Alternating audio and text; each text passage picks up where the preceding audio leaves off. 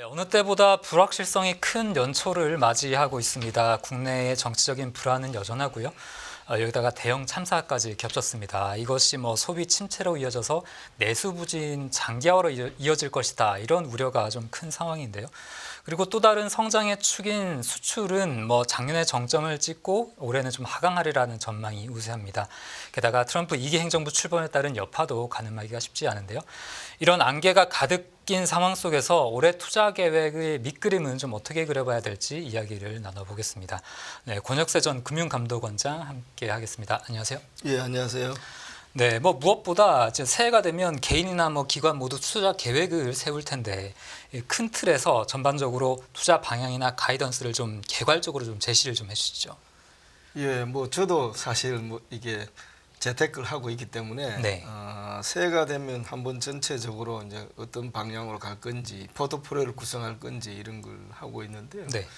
아무래도 이제 가장 큰 틀에서 보면 올해가 과연 투자하기 적기냐 이런 생각을 하게 되죠. 그리고 원래 이제 세계 경제라든지 우리 국내 경제 이런 거 전체적으로 봤을 때 우리가 좀 공격적으로 투자해도 될 시기인지 또는 너무 공격적이 아닌 좀 방어적으로 해야 될 시기인지 이런 것을 먼저 좀 결정해야 될 것 같아요. 그래서 아무래도 이제 트럼프 정부 출범과 함께 전 세계적으로 조금 리스크라 불안 심리가 좀 높아지는 시기고 또 지난 2년 동안에 미국 증시가 또 사상 유례 없이 높은 수익률을 냈기 때문에 원래는 약간 그에 대한 다른 후폭풍이랄까요 그런 것도 좀 생각하는 점이 있다고 보기 때문에 아마 원래는 그렇게 과감하게 하기가 좀 쉽지 않을 거다.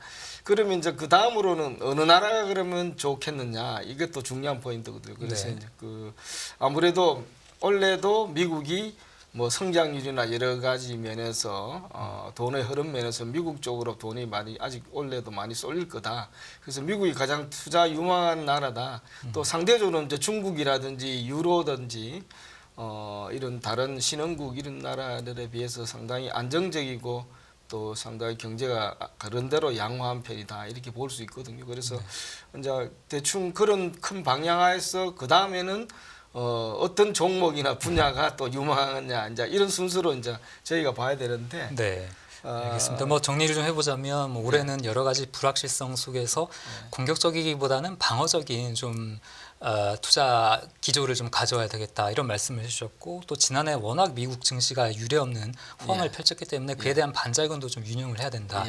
그런 말씀을 해주시면서 이제 투자처로는 미국이 아무래도 그래도 계속적인 상대적으로 강세를 이어갈 것이다 말씀해 주시면서 중국 얘기까지 좀 잠시 해주셨는데 그 미국 증시 얘기로 좀 다시 좀 좁혀서 유망한 종목들이 좀 궁금해지는데 작년 사실 AI의 시기였잖아요. 올해는 또 어떻게 좀 보이십니까?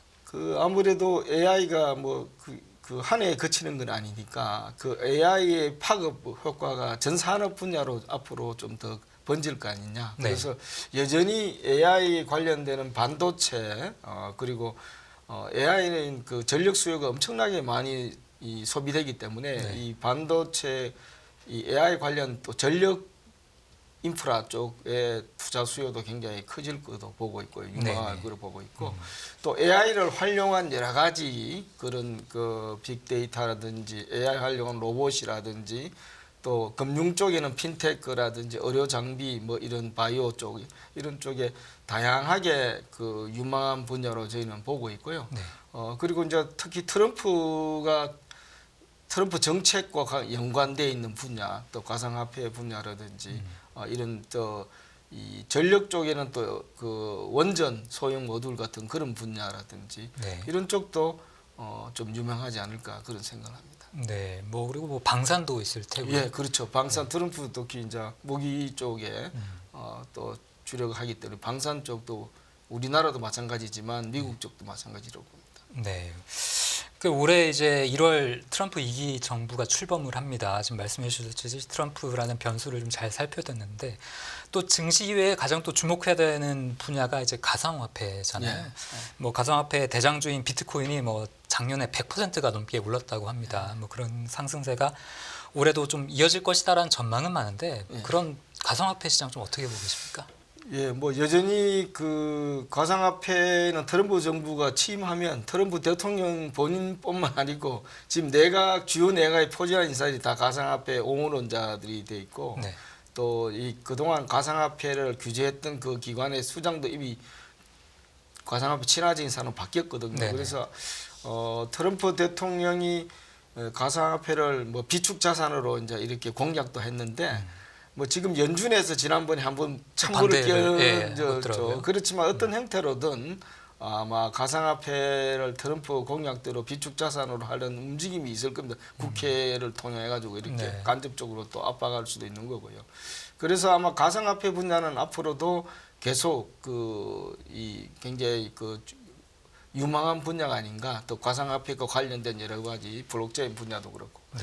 그래서 이제 일각에서는 보면 지금 현재 한 10만 불 정도 선에 있는데 네. 내년에는 한 15만 불에서 높게 보는 전문 기관들은 20만 불까지 올라갈 거다. 다만 이제 인플레이션이 이렇게 이제 내년에 만일에 원래 인플레이션이 좀 심화되면 네. 또 금리 인하의 제동이 걸리고 이렇게 되면 가상화폐도 아무래도 그쪽 영향을 받기 때문에 뭐 그 아래로 8만 불까지 떨어질 수 있다. 그래서 폭이 좀 변동성이 원래는 가상화폐도 좀 최하는 8만 불에서 20만 불까지 굉장히 폭이 큽니다. 그래서 네. 그렇지만 전반적으로 가상화폐는 좀 좋게 보는 전문가들이 많다. 이 점을 이제 생각하시면 될 것 같습니다. 네. 뭐 무엇보다 말씀해 주신 그 비축 자산 그 통과 여부부터 좀 예. 살펴봐야 될 것 같고요. 그리고 이제 트럼프 2기 출범과 함께 또 다른 주요 변수로 꼽히는 게 이제 뭐 조금 전에 잠시 말씀해 주셨습니다만 인플레이션에 따른 금리 정책, 미국 중앙은행 연방준비제도의 이 통화 정책인데 뭐 말씀해 주셨다시피 연준의 금리 인하 기대가 지난 12월을 기점으로 좀 많이 약해지고 예. 있습니다. 그렇기 때문에 이게 과연 시장의 호재가 될 것인지에 대한 의구심도 많은데 투자자들은 뭐 트럼프 행정부 출범 그리고 연준 좀 어떻게 좀 봐야 될까요? 아무래도 지금 이제 그 트럼프하고 좀 마찰이 좀 있을 거로 보거든요. 그 트럼프 네. 정부 출범 후에 아무래도 이제 트럼프 대통령 입장에서는 금리를 좀 더 낮추고 성장을 촉진하기 위해서 여러 가지 이제 그런 감세도 하고 이게 기업 친화적인 규제 완화도 하고 하는데 네. 연준 입장에서는 이제 이 트럼프의 그 관세 정책이 아무래도 이 인플레이션을 촉발하는 요인이 될 거다. 그래서 이미 그런 걸 감안해서 내년에 금리를 원래 한 4번 정도 1% 정도 내리는 것을 한 0.5%만 내리겠다. 이렇게 먼저 실드를 먼저 쳤단 말입니다. 네. 그러나 하여튼 제가 보기에는 만일에 트럼프 관세 정책이 정말 가시화돼 가지고 인플레이션을 촉발할 경우에는 아마 내년 아마 하반기부터는 연준이 금리를 동결할 상황이나 또는 그보다 인상할 상황까지 초래할 수 있기 때문에 네. 그 전에 트럼프가 그런 인플레이션을 촉발할 수 있는 그런 관세 정책을 무리하게 하지 않도록 아마 내각에서 상당히 고심을 하지 않을까. 그래서 네. 지금 베센트 같은 이제 재무장관은 관세 정책은 그야말로 이 하나의 무기로 써야지 그걸 정말로 쓰는 것보다는 하나의 그 상대방과의 교역의 협상용으로 쓰는 건 아니냐 이런 이야기도 있었거든요. 그래서 네네. 제가 보기에는 아마 인플레이션이 아무래도 트럼프 입장에서도 인플레이션이 굉장히 그 지지층한테는 굉장히 타격을 줄 수 있는 부분이 있고 중간 선거도 있기 때문에 네. 아마 그런 부분은 좀 감안해서 하지 않을까 그런 생각을 하고 있습니다. 네. 뭐 사실 바이든 정부의 경제 정책 실패의 주요 큰 원인도 좀 인플레이션 문제였잖아요. 그렇죠. 예. 네, 아무래도 관세에 따른 인플레이션도 예. 유념을 할 것으로 보입니다. 그리고 또 이제 좀 국내 얘기로 좀 돌아와서 예. 이제 정치 불안 속에서 달러원 환율이 계속 상승 추세를 보이고 있습니다. 뭐 최근 조금은 안정되는 모습이긴 예. 합니다만. 근데 이런 정치 불안이 좀 계속되면 뭐 환율이 1,500원까지 넘어갈 수도 있고 이게 또 국가신용 등급에도 좀 영향을 미칠 수 있다 뭐 이런 얘기가 나오는데 이제 뭐 원장님께서는 뭐 과거 외환 위기 또 예. 글로벌 금융 위기 다 좀 겪어보셨는데 그때와 비교해 보실 때 지금 현재 상황 어떻게 좀 진단하고 계십니까? 예, 뭐 얼마 전에 그 민주당 의원이 아마 KDI에서 했는 자료 때문에 한바탕 좀 소란이 있었는데 우리가 이제 1,500원이라는 게 어떻게 보면 이제 1차적인 마지노선이라 볼 수 있는데요. 네. 지금의 그 제일 중요한 부분은 이제 정치 불안정성이 빨리 해소되는 게 제일 중요한 부분이고요.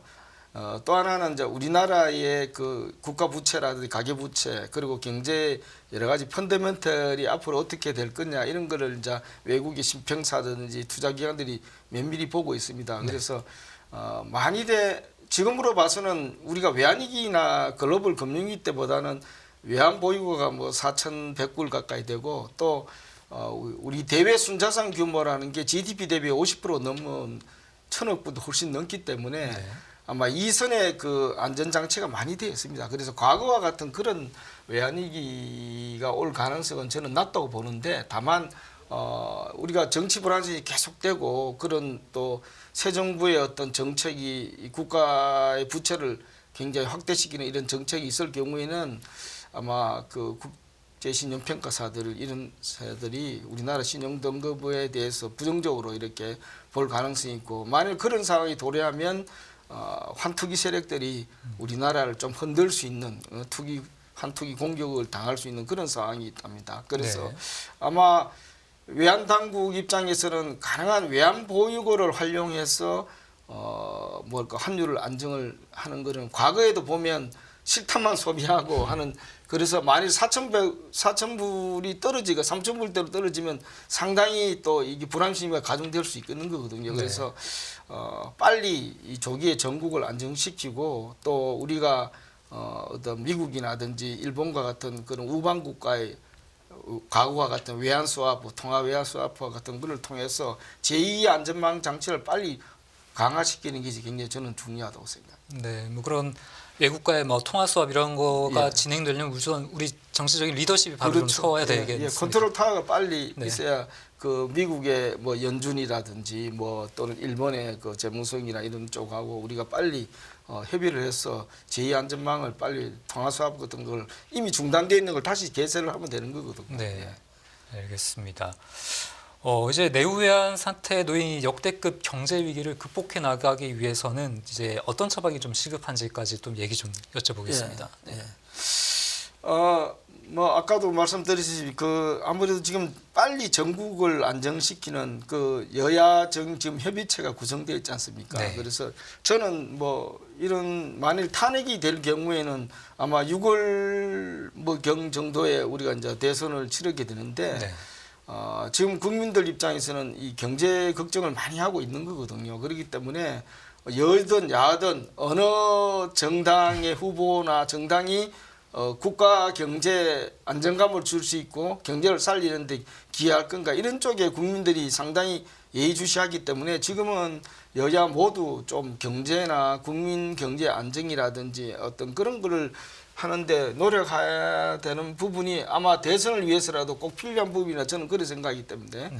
그리고 또 하나는 지금 이제 그 환율 안정도 굉장히 중요한 부분이고 또 하나 지금 우리나라 입장에서는 앞으로 2, 3년이 굉장히 크리티컬한 포인트입니다. 그래서 세계 경쟁의 그 어떤 첨단 산업 경쟁에서 우리가 이 기회를 놓치면 이제 2, 3년은 밀릴 수 있는 굉장히 중요한 고비거든요. AI 문제도 그렇고요. 그래서 이런 부분에 좀 기업들이 과감하게 투자할 수 있게 정부가 그런 그 뒷받침을 해줄 수 있는 부분이 꼭 필요하다고 생각합니다. 네. 그리고 뭐 AI나 반도체 뭐 이런 쪽에 대한 투자도 좀 더 많이 늘어나야 되지 않겠습니까? 예. 지금은 이제 그런 기업들이 투자를 하고 싶어도 이 상당히 국내 여러 가지 대외 여건이 굉장히 불안정한 상태인데 정부가 빨리 그런 불안정성을 해소하고 기업이 투자할 수 있는 그런 여건을 만들어주는 제도적 여건을 만들어주는 게 굉장히 지금 중요한 시기라고 생각합니다. 네, 알겠습니다. 네, 국내외 증시와 그리고 뭐 또 가상 자산에 미치는 다양한 좀 투자 변수 좀 간단하게 살펴봤고 또 한국 경제 나아갈 길도 간략하게 좀 들어봤습니다. 네, 권 원장님 오늘 말씀 감사합니다. 예, 감사합니다.